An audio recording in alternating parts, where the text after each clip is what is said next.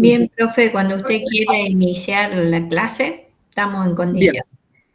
bueno, voy a ir a esta última parte de la clase y de la unidad. Va a estar eh, caracterizada por el hecho de que voy a darle un enfoque eh, con anotaciones que tienen que ver con fallos jurisprudenciales, por lo que decía en la primera parte de la clase, que me parece que es lo que los abogados más valoran y más necesitan, ya sea para aquellos que trabajan en la función pública, como para quienes eh, abordan el desafío diario del ejercicio liberal de la profesión. Entonces, bueno, voy a dar la clase, esta última parte, basándome en fallos jurisprudenciales, la mayoría de ellos de la Corte. Y también quiero ser absolutamente honesto, digamos que corresponde, decir que para preparar esta parte de la clase me he basado en el libro de Derecho Administrativo que tiene como autores a los doctores Massimino, que es vocal de la Cámara Contencioso Administrativa de acá de la capital, el doctor Ábalos, que es camarista de la Cámara Federal de Córdoba, eh, ambos también o titulares o adjuntos de la Cátedra de Derecho Administrativo de la Facultad de Derecho de la Universidad Nacional de Córdoba, y es coautor de ese libro también el doctor Alfonso Busteler, el destacado abogado administrativista. Bueno, hechas estas aclaraciones, entonces abordamos el tema. Allí vemos las clases de discrecionalidad. La discrecionalidad como fenómeno es un asunto de mayor amplitud que el relativo a la discrecionalidad administrativa, aunque nuestra clase, digamos, va a hablar más que nada de la discrecionalidad administrativa.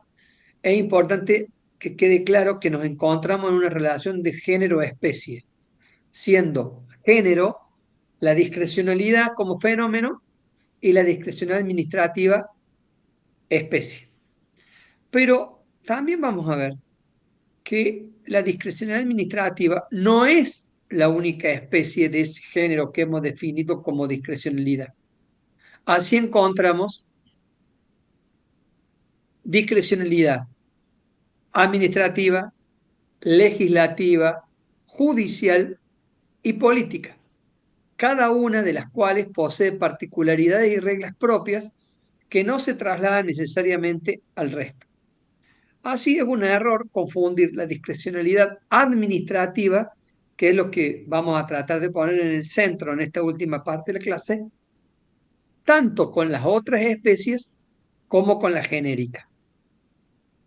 Permítame, en una pequeña digresión, dar, por ejemplo, un ejemplo de lo que nosotros consideramos discrecionalidad judicial. Miren, la discrecionalidad judicial, uno de los mejores ejemplos, está dado en el artículo 280 del Código Procesal Civil y Comercial de la Nación. Se refiere este artículo a lo que hablábamos en la primera parte de la clase, a la actuación que tiene la Corte al momento de tomar intervención en un recurso extraordinario federal. Y precisamente el 280, el artículo 280, es aquel que le da a la Corte la facultad, la potestad de lo que conocemos como el right of certiorari, que es en Argentina un right of certiorari negativo, distinto del estadounidense, que es un right of certiorari positivo, en el cual la Corte estadounidense elige un caso que previamente se postula para su elección porque le parece que es interesante para sentar jurisprudencia. Nuestro certiorari, el del 280 del Código de Proceso Civil y Comercial, es negativo. ¿Por qué? Porque dice este artículo, y lo voy a leer de manera textual: la Corte, según su sana discreción, y con la sola invocación de esta norma, podrá rechazar el recurso extraordinario por falta de agravio federal suficiente o cuando las cuestiones planteadas resultaren insustanciales o carentes de trascendencia. O sea, tan fuerte es la potestad del certiorari negativo que le da el Código de Proceso Civil a la Corte, que puede rechazar un recurso extraordinario por un mero decreto sin sustanciación, solamente invocando la norma del 280, apartándose de todo lo que dice nuestra Constitución y las leyes dictadas en sus consecuencias, que las decisiones judiciales deben ser fundadas en derecho y obedecer a la sana crítica racional y a la lógica legal y normativa. Ese es un ejemplo claro de lo que es la discrecionalidad judicial. La porque le parece, solamente porque tiene la potestad de la discrecionalidad judicial, puede rechazar entender en un caso que ha sido traído a su jurisdicción vía recurso extraordinario, aunque el Tribunal Superior de la Causa haya admitido el mismo formalmente. Otro ejemplo de discrecionalidad judicial que tiene la Corte está dada en la acordada 4 del 2007 de la Corte Suprema, aquella acordada que es famosa porque establece todos los requisitos formales que debe tener el escrito de la interposición del recurso extraordinario federal o el recurso de queja por denegación de recurso extraordinario federal.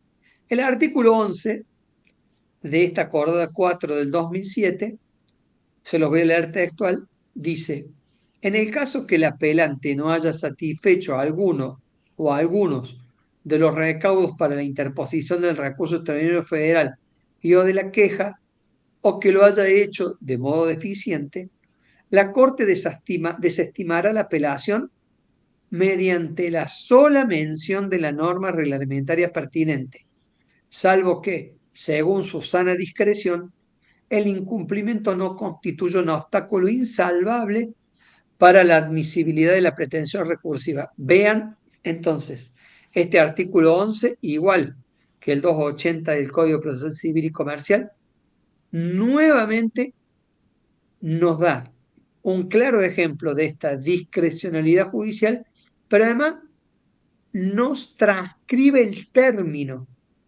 tanto en el 280, cuando habla la Corte según su sana discreción, como acá el artículo 11, cuando dice: la Corte desestimará la apelación mediante la sola mención de la norma reglamentaria, salvo que según su sana discreción. Nuevamente utiliza la misma terminología. En un claro ejemplo de lo que es la discrecionalidad judicial. Cuando hablamos de discrecionalidad política, cuando tengamos que la autoridad administrativa tomar una decisión basándose solamente, acá sí, solamente en criterios de oportunidad, mérito y conveniencia. No debe atenerse a casi ningún requisito formal. Cuando se ejerce por parte de la autoridad administrativa esta discrecionalidad política, que está totalmente exenta de revisión judicial. Por ejemplo, cuando designa un funcionario, el presidente. Cuando el presidente nombra un ministro, lo hace en base a criterios de oportunidad, mérito y conveniencia. Alguno de ustedes me puede decir, y yo voy a compartir ese criterio: ojo, doctor, por más que haya discrecionalidad política, en el caso del nombramiento de un funcionario, no puede desconocerse que la Constitución habla de la idoneidad para ocupar los cargos públicos. Y yo les voy a decir que le asiste la razón. Ese es un límite que se podría poner a la discrecionalidad política, pero a ver, no existe ningún obstáculo, por ejemplo, que un presidente nombre como ministro de salud a un ingeniero civil o a un arquitecto o a una persona que ni siquiera tenga un título de grado, porque la interpretación que pueda hacer el presidente acerca del requisito de la idoneidad, bueno, puede pasar por un expertise que esté dado por otro justificativo. ¿Saben cuándo también hay discrecionalidad política? Cuando el presidente de la nación hace uso de la atribución que le da el artículo 114 de la Constitución, que es el momento en el cual recibe una terna enviada por el Consejo de la Magistratura de la Nación para eh, completar una vacante en un tribunal inferior. Tribunal inferior, nosotros consideramos tanto juzgados federales, tribunales orales en lo federal o Cámara Federal y Cámara de Casación Penal, todos estos cargos cuya cobertura se hace a través del mecanismo reglado que está en la Constitución, en donde el Consejo de la Magistratura, en una primera etapa, hace la selección de todos los postulantes y termina su tarea elevando una terna al Ejecutivo. Y el Ejecutivo no tiene ningún efecto vinculante en la terna, puede elegir cualquiera de los tres que el Consejo de la Magistratura le propone para enviar el pliego a su vez al Senado y terminar este acto complejo que es la designación de un magistrado federal. Bueno, cuando el presidente de la Nación elige uno de los tres que le propuso el Consejo de la Magistratura en una terna, también está haciendo uso de una discrecionalidad política. Pero volvamos a, a nuestra diapositiva y entonces pasemos a la próxima.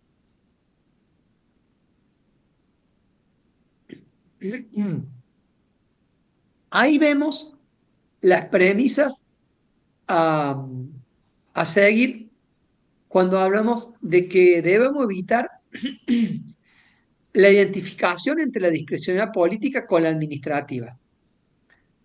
Me parece que quedó claro en lo que dije recién.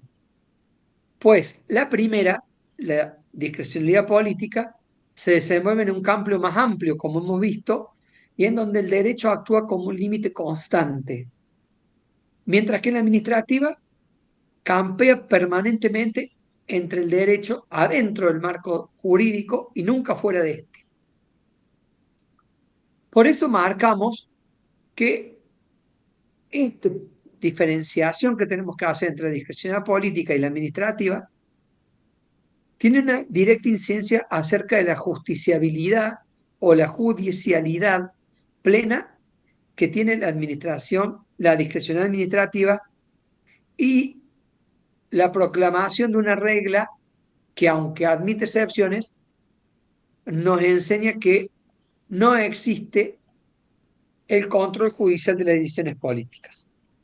Segunda premisa, debemos dejar sentado que no hay una discrecionalidad en bloque o actos de pura administración, sino que existen actos mayor o menormente reglados por el ordenamiento, de acuerdo al margen de ponderación que la norma le atribuye a la autoridad administrativa para acoger entre las diversas alternativas. Recuerdan que habíamos hablado que esto era la actividad discrecional, ¿no? La potestad que tiene la autoridad para escoger entre distintas alternativas. Así, el gran autor Corbalán nos habla que cuando decimos el concepto de actividad discrecional, no nos enfrentamos necesariamente a la idea de lo reglado, ya que justamente esa actividad es producto de una decisión normativa. O sea, tanto la actividad reglada como la discrecional parten del ordenamiento y nos colocan siempre dentro del mundo jurídico, nunca fuera de él. De ahí deriva entonces que la posibilidad de escoger entre las diversas alternativas propias de la actividad discrecional debe sujetarse únicamente a reglas jurídicas y jamás a estándares políticos, como hemos visto recién, los que son el mérito, la oportunidad o la conveniencia. Por tal razón, no caben dudas que la valoración o la elección por parte de la administración nunca puede ser efectuada en términos políticos o extrajurídicos, sino solo mediante patrones vinculados a la juridicidad o a la legalidad. Y debemos tener en cuenta, además, que el centro de la escena del ordenamiento es la dignidad de la persona humana. Sobre todo la Corte está hablando de esto en sus últimos fallos. Que no solamente tenemos que tener que hay un ordenamiento normativo que nos rige, sino que el centro de la escena de nuestro ordenamiento es la dignidad de la persona humana. Fíjense, esto se da a partir fundamentalmente de la constitucionalización de los tratados de derechos humanos con jerarquía constitucional, pero además yo les diría también últimamente a partir de la sanción del Código Civil y Comercial de la República Argentina, en el cual en los primeros artículos tenemos que se ha operado, en mi humilde opinión, ¿no? La constitucionalización del derecho privado. Entonces, termino diciendo, la discrecionalidad administrativa no es una patente de corso otorgada a la administración para que escoja lo que le plazca, sino que debe efectuarse en base a patrones jurídicos como la razonabilidad y la proporcionalidad. Un enfoque desde los derechos fundamentales de esta cuestión, como el que estamos proponiendo, impide que la administración tenga una valoración libre acerca de sus opciones. Les impone escoger la opción menos gravosa para los derechos del administrador y exponer con claridad los fundamentos por los cuales arribó a tal decisión. Le pido, doctora, que me ponga la próxima. Aquí les traigo una cita de nuestra Corte Suprema de Justicia que ilustra un poco todo lo que hemos ido diciendo. Es un fallo del año 2012, ahí les pongo los autos Q, C, S, Y, y la Corte ha dicho, hay una garantía mínima del derecho fundamental que constituye una frontera a la discrecionalidad de los poderes públicos. Y también ha dicho, la razonabilidad significa entonces que sin perjuicio de las decisiones políticas discrecionales, los poderes deben atender a las garantías mínimas indispensables para que una persona sea considerada como tal en situaciones de extrema vulnerabilidad. Esta interpretación permite hacer compatible la división de poderes, la discrecionalidad política del Poder Ejecutivo y del Congreso, con las necesidades mínimas de los sectores más desprotegidos cuando estos piden el auxilio de los jueces. Fíjense, a partir de esta jurisprudencia, hasta nosotros, sin temor a equivocarnos, podemos afirmar que la propia discrecionalidad política, aquella que se basa solo en oportunidad, mérito y conveniencia, y que en principio decíamos que estaba ajena al control judicial, ya es motivo de revisabilidad judicial. ¿Cuándo? Cuando nosotros podemos entender que esa decisión tomada por la administración en base solamente a la discrecionalidad política puede afectar derechos de los sectores más protegidos. Y por lo tanto, la dignidad de la persona humana, que es un principio constitucional sostenido en los tratados internacionales de derechos humanos. La próxima, doctora, por favor. Entonces vamos ahora, en la última etapa, digamos, ya de nuestra clase, a actuar o a explicar acerca del control judicial. De este control judicial de la actividad administrativa y discrecional.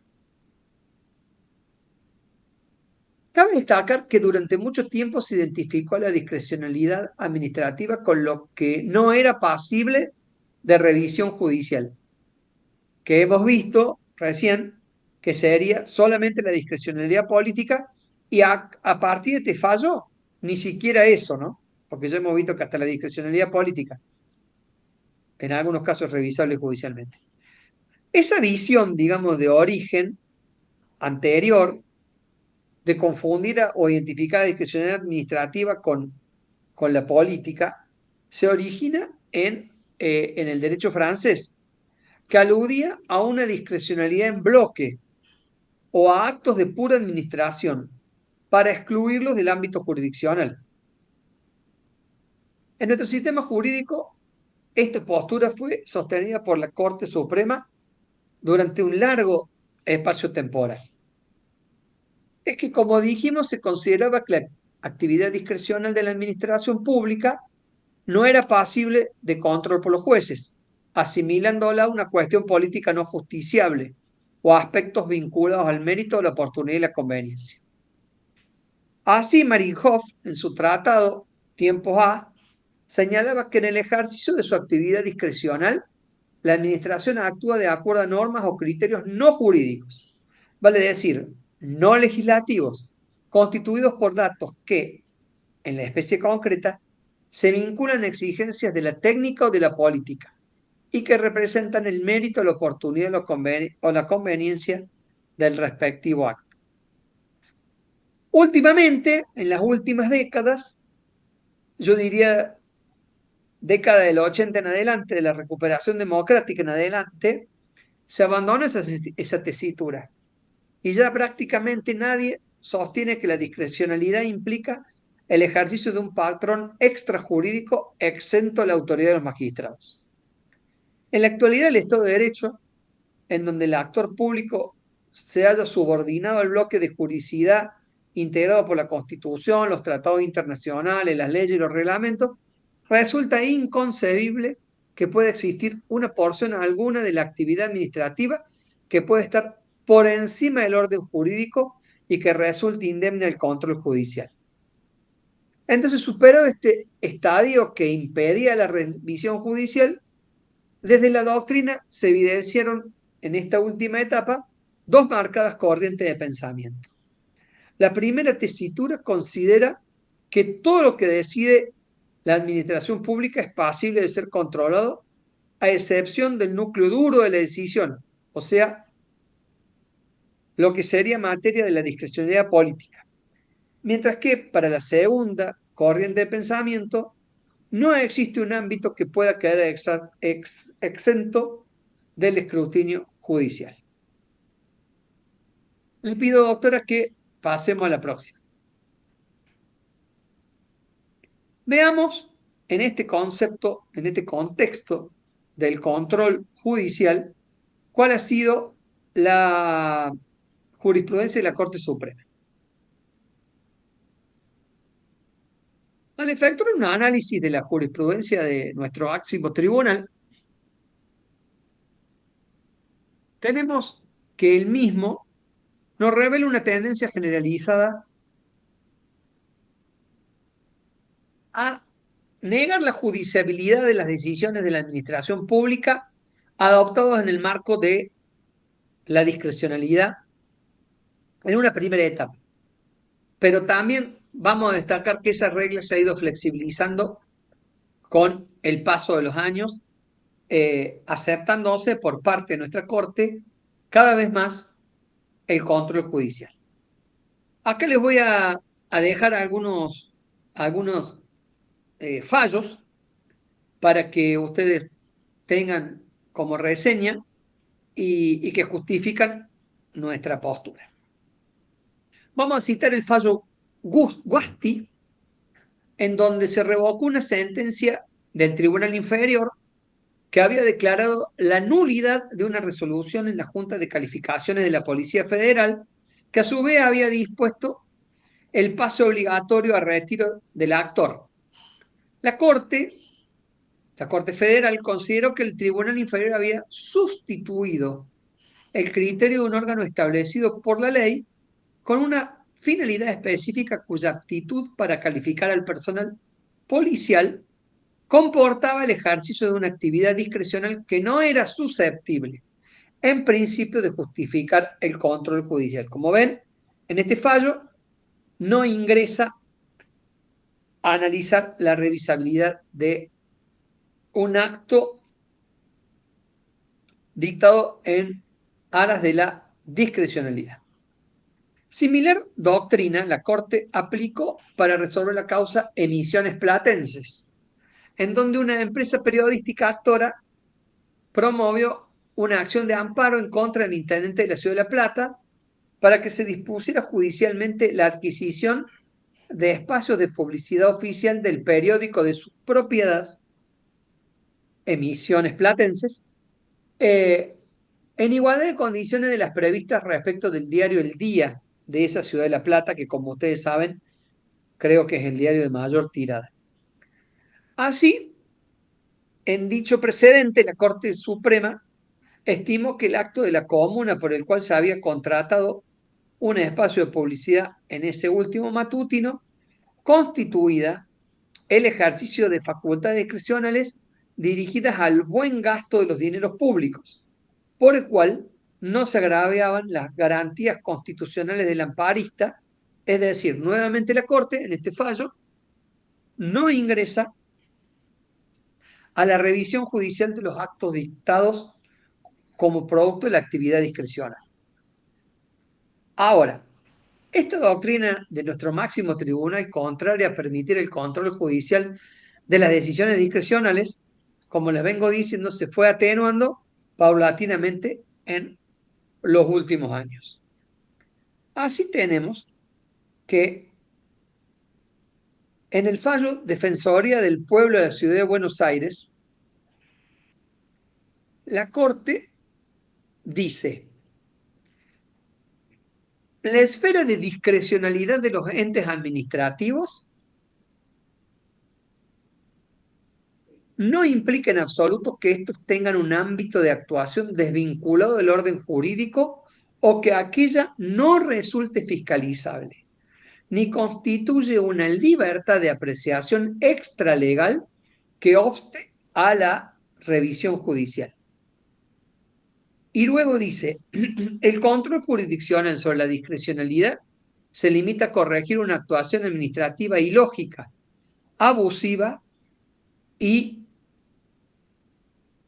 arbitraria, pero no implica que el juez sustituya a la administración en su facultad de decidir en aspectos fácticos que no presenten aquellos vicios, ya que dicha competencia jurisdiccional es revisora y no sustitutiva. Esta última extracto que les acabo de leer corresponde al fallo de Gremont Sociedad Anónima, que es del año 2004. Mientras que Defensoría del Pueblo de la Ciudad de Buenos Aires es del año 2006. Vayamos a la próxima. Y este es el último tema que vamos a abordar. A partir de ahora vamos a hablar de los mecanismos de control judicial.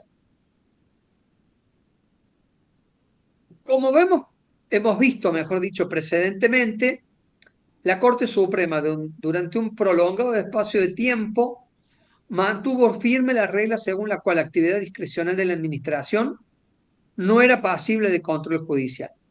Pero también, como hemos venido viendo, a lo largo de las últimas décadas, ha ido creando la Corte de manera pretoriana diversas técnicas para reducir la discrecionalidad y de manera entonces efectiva controlar el contenido de actos que trasuntan el desenvolvimiento de esa actividad discrecional del Estado.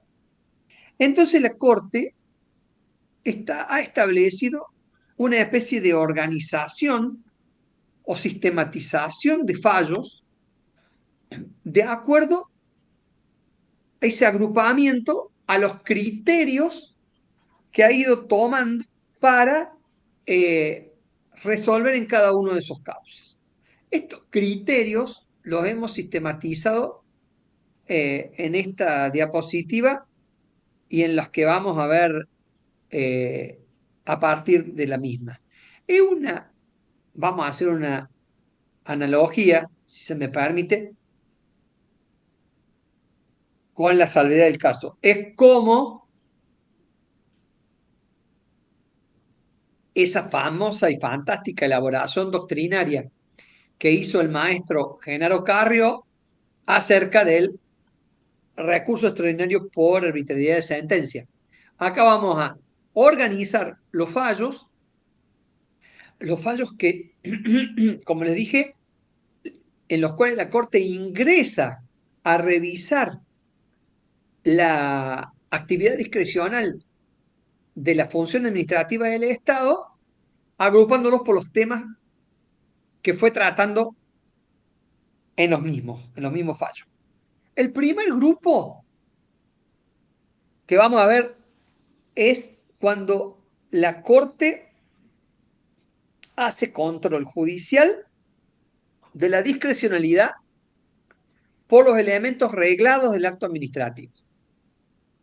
Este mecanismo de control consiste en la fiscalización de la discrecionalidad a través de los elementos reglados del acto administrativo, controlándolos a los mismos, entre los que se destacan, acuérdense cuáles eran los elementos del acto administrativo: la competencia, la causa, la forma y la finalidad, verificándose de ese modo la regularidad externa de la decisión adoptada por la administración, pero sin inmiscuirse en el núcleo de la discrecionalidad de la decisión adoptada.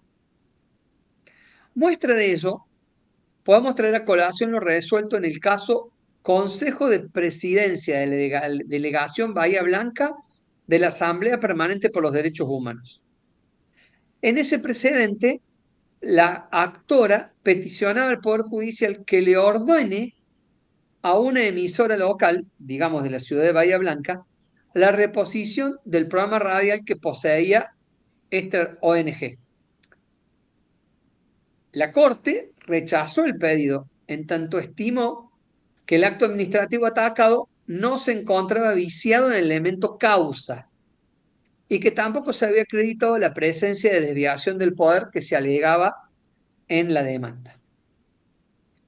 En otros causas, la causa sola y otros, la Corte también interviene. Se trataba de una demanda por la cual se solicitó la declaración de nulidad del decreto que dispuso el cese en sus funciones de quienes eran actores y que ocupaban el cargo de fiscales adjuntos de la Fiscalía Nacional de Investigaciones Administrativas.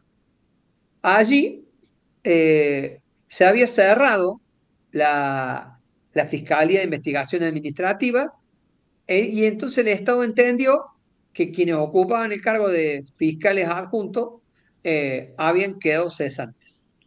Allí la Corte estimó que el acto de cesantía estaba viciado en el elemento causa. Para arribar a ese resultado, dijo la Corte, y lo voy a leer textual: precisamente la legitimidad constituida por la legalidad y la razonabilidad con que se ejercen tales facultades discrecionales, el principio que otorga validez a los actos de los órganos del Estado y que permite a los jueces, ante planteos concretos de parte interesada, verificar el cumplimiento de dicha exigencia sin que ello implique la violación del principio de división de poderes que consagra la Constitución Nacional. O sea, la Corte en este fallo entiende que puede inmiscuirse en la revisabilidad de las decisiones administrativas efectuadas con discrecionalidad administrativa en las causas o en las causales que les he dicho recientemente. Prosigo.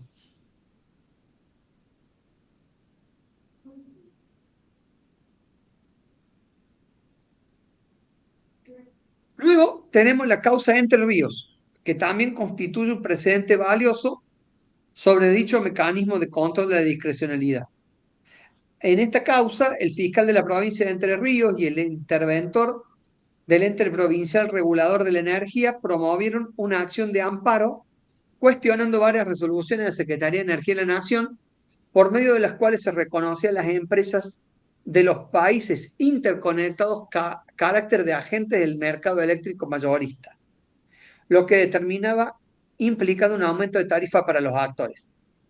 Nuestra Corte rechazó in limine la acción considerando, entre otras cuestiones, que en el caso no se advertía la configuración de una arbitrariedad manifiesta que permita continuar con la acción promovida. Recuerden ustedes que una de las causales de procedencia de la acción de amparo es haber actuado la autoridad pública o el privado demandado con arbitrariedad o ilegalidad manifiesta, ¿no? En lo que hace al punto de análisis, señalo que es dable recordar que el control de legalidad administrativa y el control de constitucionalidad que compete a los jueces en el ejercicio de su poder jurisdiccional no lo faculta para sustituir a la administración en la determinación de las políticas o en la apreciación de los criterios de oportunidad, y mucho menos, ciertamente, en la fijación o aprobación de tarifas por la prestación de servicios. Y esto es interesante. Ello no obsta al ejercicio del citado control de legalidad respecto del procedimiento seguido y las bases normativas que deben ser tenidas en cuenta para la fijación de tarifas. O sea, la Corte separa y dice, no todo es irrevisable. Lo que tiene que ver con criterios de oportunidad queda fuera del control de la revisabilidad del Poder Judicial. Pero el control de legalidad respecto del procedimiento y las bases normativas sí son materia de control judicial. Entonces, el estudio de estos precedentes analizados evidencia que el control de discrecionalidad a través de los elementos reglados del acto ha sido un recurso utilizado y sigue siendo utilizado por nuestra Corte de manera constante. Vamos a otro criterio, cambiamos de diapositiva, doctora. Bien, aquí tenemos ahora el control de la discrecionalidad técnica. La denominada discrecionalidad técnica se configura en aquellos supuestos en los que la norma exige la adopción de un juicio científico o técnico por parte de la administración pública. O sea, estamos hablando de decisiones que en reiteradas ocasiones recaen sobre organismos públicos de carácter especializado. Con relación a esto, tenemos dos aspectos de suma relevancia. La primera cuestión consiste en preguntarse si el tema es pasible de ser encuadrado dentro de la discrecionalidad administrativa. Casagne responde esta pregunta de manera negativa, apuntando que en la discrecionalidad técnica no hay, como en la discrecionalidad administrativa, dos opciones sino una sola, aunque en su halo conceptual pueda darse la posibilidad de elegir entre varias soluciones justas. Cecil, por su parte, también ha opinado y se ha mostrado crítico de esta categoría foránea del derecho administrativo al señalar que la misma no existe, o sea, la discrecionalidad técnica, y que según su parecer ese concepto debe ser descompuesto en dos partes. A, reglas técnicas tolerables o indiscutibles que como tales son adoptadas por el ordenamiento, pasando a formar parte del bloque reglado o vinculado.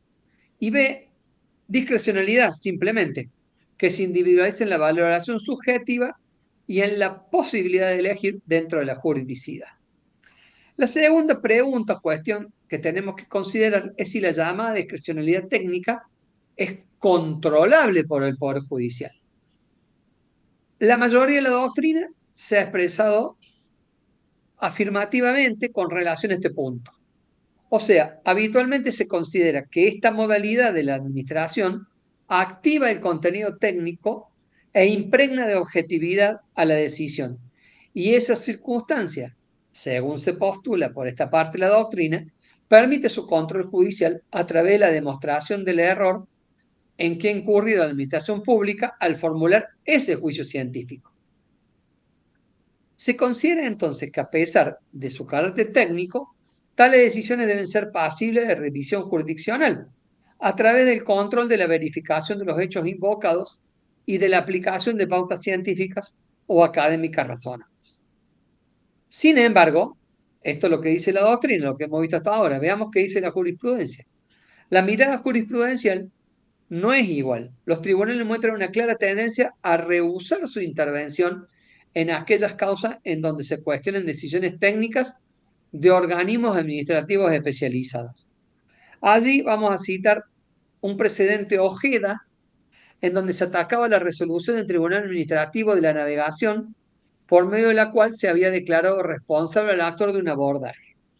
La Corte dijo, desestimando el planteo del actor, que la idoneidad que en materia náutica representa la calidad de los integrantes del Tribunal Administrativo de la Navegación avala sus conclusiones acerca de las complejas situaciones fácticas que se corresponde dilucidar, lo que coloca a los magistrados que deben ejercer el control judicial ante un pronunciamiento de naturaleza eminentemente técnica sobre los hechos acaecidos, del que sólo cabría apartarse en este aspecto fáctico, mediando razones de grave entidad que a juicio de esta Corte no concurren en la especie. Como ven, la Corte no ingresó en la revisabilidad de esta discrecionalidad técnica. El mismo criterio se dio la Corte en materia de expropiación al considerar que no corresponde apartarse, salvo que exista convencimiento de su error o cuando razones de grave entidad lo justifiquen, del avalúo de inmuebles efectuado por el Tribunal de Tasaciones de la Nación por tratarse de una operación eminentemente técnica. Así ha manifestado en la causa de Estado Nacional, cuestionándose el valor asignado por el Tribunal de Tasaciones, que el dictamen técnico del organismo citado revela la seriedad y objetividad con que dicho avalúo fue practicado, con lo cual no cabía apartarse de la doctrina anteriormente expuesta. Lo mismo ha pasado con concursos docentes universitarios, en donde la jurisprudencia ha preferido no inmiscuirse en el carácter técnico de decisiones de concursos docentes universitarios. Sin embargo, ha entendido el alto tribunal que la regla de la no revisión debe ser dejada de lado en los siguientes casos. Cuando se verifique una transgresión nítida y grave del ordenamiento jurídico, o en especial de las disposiciones que rigen el procedimiento de selección. Y B, cuando lo decidido traduzca un ejercicio indisimuladamente irrazonable de aquellas atribuciones al punto que se observe una parodia del concurso que exigen las normas constitucionales e infraconstitucionales en juego. O sea, cuando ya es notorio, claramente ostensible la arbitrariedad en la que se ha incurrido. Vamos a la próxima diapositiva, que nos trae el control de razonabilidad. La razonabilidad no es una exigencia que solo deba predicarse con respecto al acto administrativo, sino que, como se evidencia hasta en el derecho comparable, es exigible a todo el actuar del Estado, con fundamento en el artículo 28 de la Constitución Nacional, ya sea que se trate del ejercicio de la actividad reglada o de la discrecional, aunque en este último campo el mentado recaudo se muestra como un mecanismo apropiado para el control de este tipo de facultades. Lo ha destacado de esta manera la gran jurista María Angélica Gelli, diciendo que existen varios criterios para controlar la razonabilidad de los actos estatales. El primero de ellos implica un nivel básico y mínimo de control, que consiste en realizar un análisis de relación entre los fines que se procuran con el dictado del acto y los medios elegidos para alcanzarlos. O sea, según este patrón, este criterio que nos da Gelli, para que el acto administrativo se muestre como razonable, basta con que el contenido del mismo resulte idóneo o apto para lograr la finalidad perseguida por el órgano del cual emana. El segundo criterio evidencia mayor estrictez que el anterior, puesto que aquí se evalúa que el contenido del acto y su finalidad, o sea, entre el contenido del acto y su finalidad existe una relación de proporcionalidad, verificando de este modo que el medio escogido por la autoridad no exceda por su desproporción el fin público perseguido. De esta manera, como lo ha destacado la jurisprudencia, la proporcionalidad actúa como un límite impuesto a la actividad de los poderes públicos, consistente en mantener un nexo de adecuada proporción entre el fin perseguido y los medios puestos en acción para su realización. Le pido por favor que me ponga la próxima diapositiva. Veamos la jurisprudencia de la Corte sobre el control de la razonabilidad mediante la proporcionalidad, lo que estábamos viendo recién.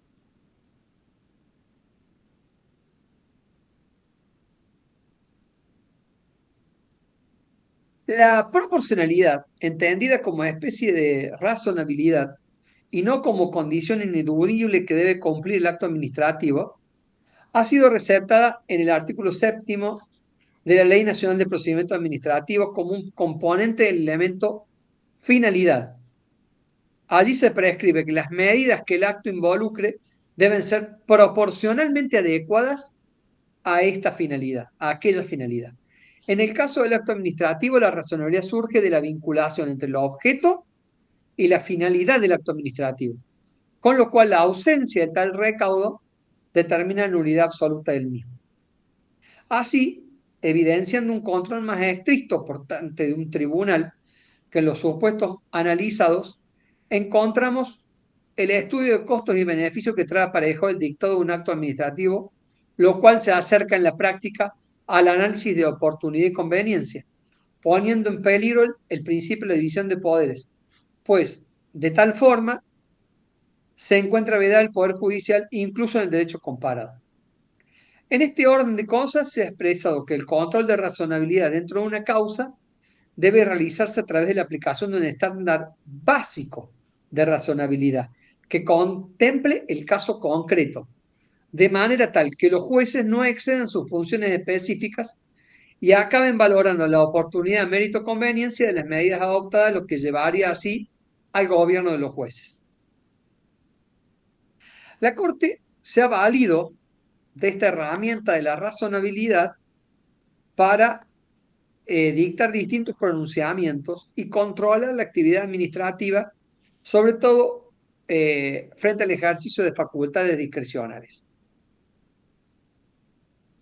En tal sentido, la Corte ha dicho que la circunstancia que la administración obrase en ejercicio de facultades discrecionales de manera alguna puede constituir un justificativo de su conducta arbitraria, puesto que es precisamente la razonabilidad con que se ejercen tales facultades el principio que otorga validez a los actos de los órganos del Estado y que permite a los jueces, ante planteos concretos de parte interesada, verificar el cumplimiento de dicha exigencia. Esta doctrina judicial está inserta en el caso Faz Lala de Ferreira del año 1984. En el caso de Ilustra Maderera Lanín, que ahí tienen citado también, la actora reclamaba los daños provocados al impedirse la explotación forestal de una zona en el Parque Nacional Lanín. La Corte revocó la sentencia del tribunal anterior y amplió el monto del reclamo considerando que el contrato de concesión que respaldaba su reclamo la actora no se había perfeccionado por los obstáculos creados por la Administración Nacional de Parques y por su actuar arbitrario, lo que habilitaba al alto tribunal efectuar un coltón de razonabilidad con que fueron ejercer las facultades discrecionales.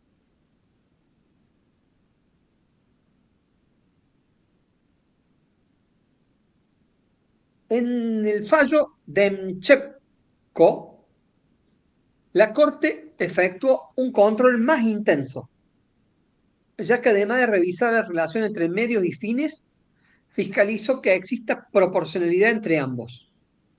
Se trataba, en este caso, de la impugnación de una multa que se le había impuesto al actor en su carácter de propietario y armador de un buque de bandera extranjera.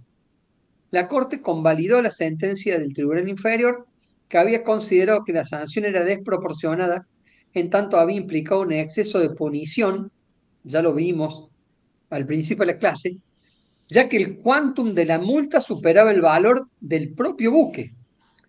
Para llegar a este resultado, nuestro máximo tribunal consideró que la facultad de graduación de la multa entre el mínimo y el máximo previsto por ley no escapa al control de razonabilidad que corresponde al Poder Judicial con respecto a los actos de administración pública, incluso cuando se trata de facultades discrecionales en la administración, agregando que en ningún modo la discrecionalidad implica una libertad de apreciación extralegal que obste a la revisión judicial de la proporción o ajuste de la alternativa punitiva elegida por la autoridad respecto de las circunstancias comprobadas de acuerdo con la finalidad que establece la ley. Finalmente, en el caso Almirón, que ahí les he citado, se trataba de una demanda iniciada por la actora en representación de su hija menor de edad, por medio de la cual se procuraba cuestionar la medida dada por el Instituto Superior de Educación Católica que impedía el ingreso a esa institución por carecer de aptitud psicofísica, atento que esta niña carecía de visión en un ojo. La Corte, al dictar sentencia, consideró, confirmando el fallo del Tribunal Inferior, que la exigencia de la visión en los dos ojos no guarda relación de proporción con el objetivo de estudiar el profesorado de geografía. Por el contrario, significa un atentado en el caso al pleno ejercicio de los derechos de aprender y enseñar consagrados en el artículo 14 de nuestra Constitución Nacional. O sea, como vamos viendo, la jurisprudencia de la Corte evidencia, a medida que avanzan los fallos, que el mecanismo de razonabilidad ha sido utilizado de manera frecuente para el control del ejercicio de las facultades discrecionales. En cuanto a los diferentes criterios que se observa de nuestro alto tribunal, entendemos que efectúan todos un control de relación entre medios y fines, excepcionalmente de proporcionalidad. Solo en forma ocasional ha realizado un control mediante un análisis de costos y beneficios. Le pido que cambiemos la diapositiva.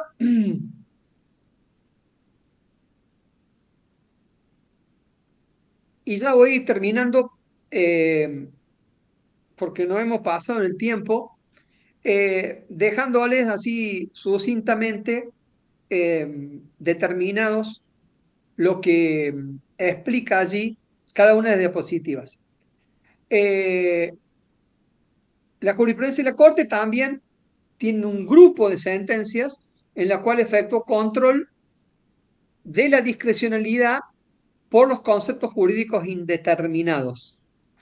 Este concepto son definiciones genéricas efectuadas por el ordenamiento, vienen del derecho germánico, el derecho alemán, en donde dice que para aplicarse a un caso concreto requieren ser interpretadas por la administración pública, pues muchas veces se refieren a realidades extrajurídicas no precisadas en norma alguna, pero que delimitan un supuesto específico que solo puede ser concretado en su aplicación práctica. Como les dije, está construido por la doctrina alemana como una técnica de reducción de la discrecionalidad. El ordenamiento de este tipo, este grupo, digamos, de fallos, utiliza conceptos de la experiencia o el valor, como allí les voy citando, y bueno, les dejo un fallo, varios fallos. Mokowit, Sola y otras que ya lo hemos visto, y el caso Maruba. La próxima es aquella que agrupa los fallos por el control, por los hechos determinantes. ¿Qué son los hechos determinantes? Aquellos que constituyen la realidad material sobre lo que se apoya una actuación administrativa y se erigen como un límite objetivo sobre el ejercicio de las facultades discrecionales. O sea, nos estamos refiriendo al campo fáctico, a la decisión de la autoridad administrativa que no tiene margen de apreciación, pues los hechos son objetivos y la materialización de los mismos debe ser verificada por el jugador en el caso concreto, para lo cual adquieren suma relevancia los medios probatorios de los que se pueda valer el administrado. O sea, hay que ver en la revisión judicial si la realidad material que alude quien acude a la justicia se verificó o no. Y eso se hace a través de la prueba. Entonces ahí tenemos un leading case a partir del cual la Corte comenzó a pronunciarse con respecto a esto. Es ese fallo López de Reyes, en donde el tribunal, la Corte, dijo que los jueces poseen la potestad de revocar o anular una decisión administrativa sobre los hechos controvertidos.